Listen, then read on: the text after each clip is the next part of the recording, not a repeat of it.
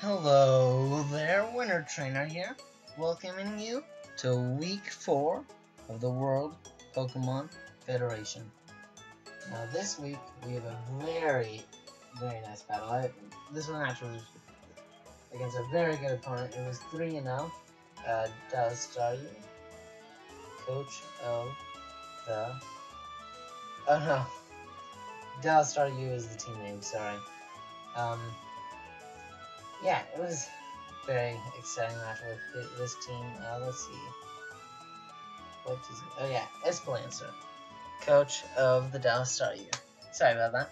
Yeah, Espelancer, he is a very intimidating squad. Embor, I've been using a lot in RU lately, and I love it. The standard choice band set is amazing, and I've used Mienshao. Mienshao is a standard on my UU teams, like Embor is on my RU teams. They're two ones I very much enjoy using.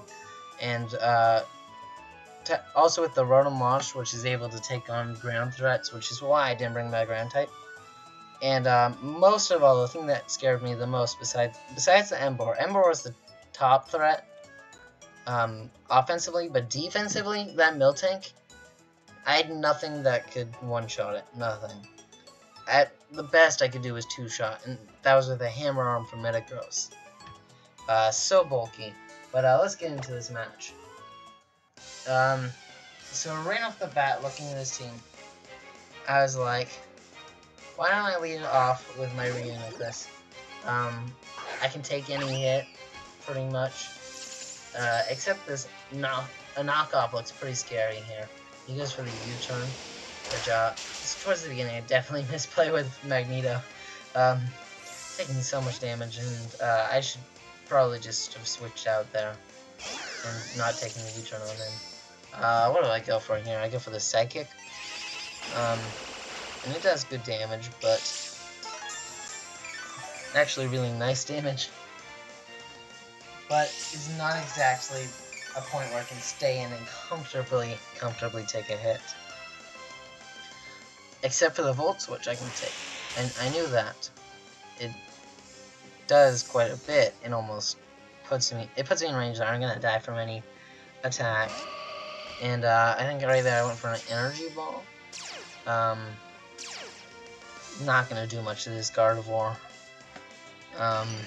Maybe, yeah, it does a decent amount, and special defense is dropped, I guess.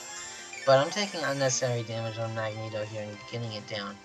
It's nice to have the Regenerator though, so I'm back up to above half. But I think roughly near half. Here we go into Damien. Damien is my assault-vested, specially defensive Entei, which so excited to use this thing. I hadn't used it in the first 3 weeks, and we're at 1 and 2. Yeah, I didn't mention that. 1 and 2 with a -3, I think. So this is definitely a nice position. And that Will-O-Wisp there, we take it very nicely. This battle is very important for me. And here comes out the Miltank, which just a huge threat. Watch how it takes this Sacred Fire. I was hoping to get a burn, maybe. Yeah, it eats it. So I have to get out of there. I don't want to get maybe paralyzed or him start setting up. But here I go into Light Year. He goes for the Toxic. Is the thing I most was willing to take a status on, because Paralysis, well, Body Slam, I guess, could paralyze me if I remember right. But I didn't care about taking a Toxic on this, since this thing's not supposed to take any hits. It's supposed to outspeed stuff. If I remember right, it's Scarf. Oh, preface to this, I picked up it as a free agent, but I didn't understand the free agency rules, so I was not supposed to bring it to this battle. I was not supposed to be able to use it till next week, but they let it stand because the rules weren't explained clearly in the rule book. But here, nice Gorilla Zoomer. Basically, that play right there, either he predicts me to go for Waterfall, predicting him to switch out, or Aqua Jet predicting him to stay in, and I predicted him to stay in. But right here, I thought I'd utilize this, because this thing was my Embor counter, and Embor is dead, so I was like, let me just get some damage off.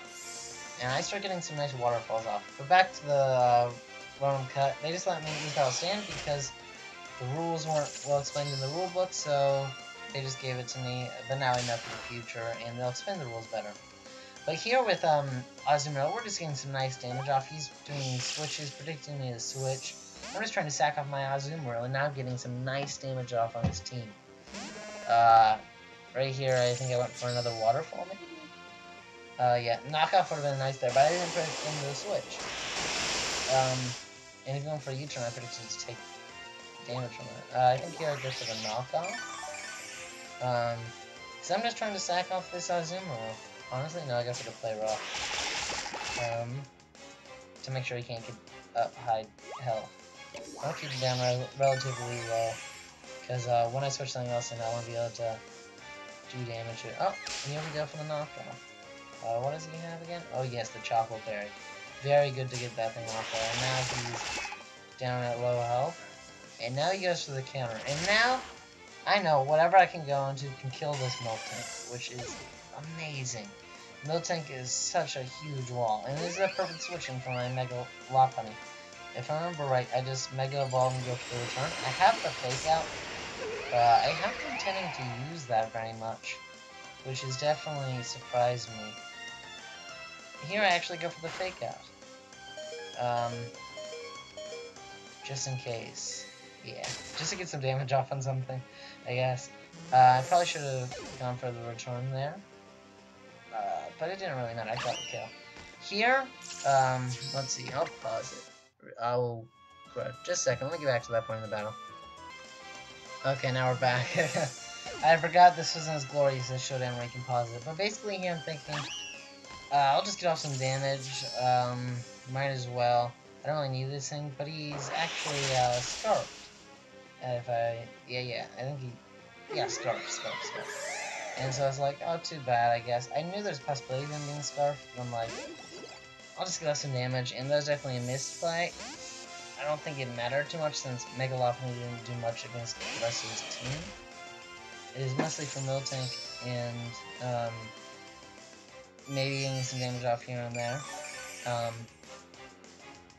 Yeah. Here we're just getting some health back, and I probably should have just switched out. It wasn't much of a point. Didn't really predict him to stay in.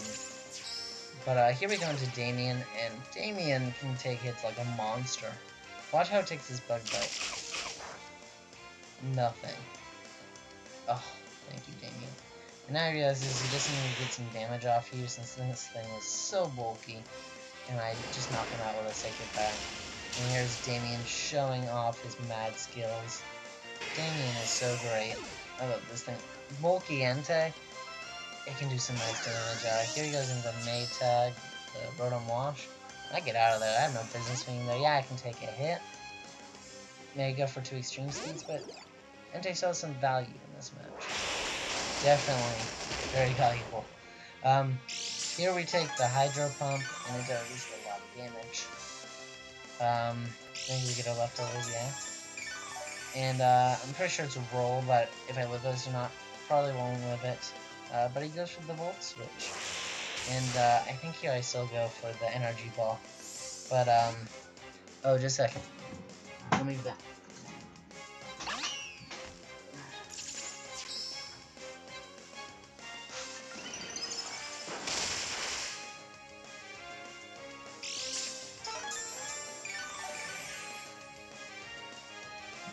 Well, I guess we're just gonna hope we get through this battle. The battery's dying. I might have to pause this again. Sorry about that. We just sack off our Reuniclus there. Yeah, I can't find the treasure. Let's just hope it gets through the battle. There are 10 more turns. Flashing red. Cross your fingers. We're just going to the exciting part. Here it comes back in Maytag. Reuniclus wasn't doing much for me the rest of the battle with his switch initiative. I just thought I'd sack it off. Out comes Lightyear here. This is what it was meant for. Hit it with a Leaf Storm. Untoy Scarf. It's dead. Next up, he brings out Mega Gardevoirs. I think he brings out Mega Gardevoirs.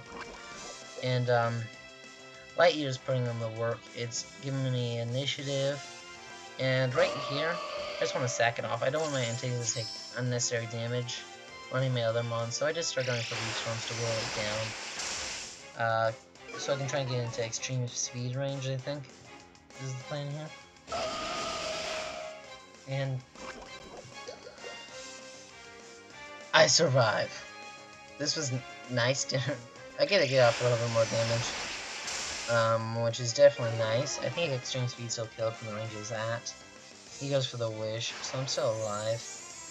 And it would have been better if I died, honestly, because now it's to the point where extreme speed kills both his mons, and yeah, that's basically gonna be it. Where Damien gets the win right here. If he starts trying to wish, protect, stall stuff, and basically at this point it comes down to now he's at basically full health. I have Iron Head and Sacred Fire. Iron Head has what, 24 PP or something like that. Eventually I'll get the crit and kill him. He's just waiting for the chance that I get that crit and kill him so he can get health into his man shell. But that doesn't really end up mattering because I'm bulky, and with the mons I have left and the mons he has left, it's pretty much inevitable at this point that we're gonna win.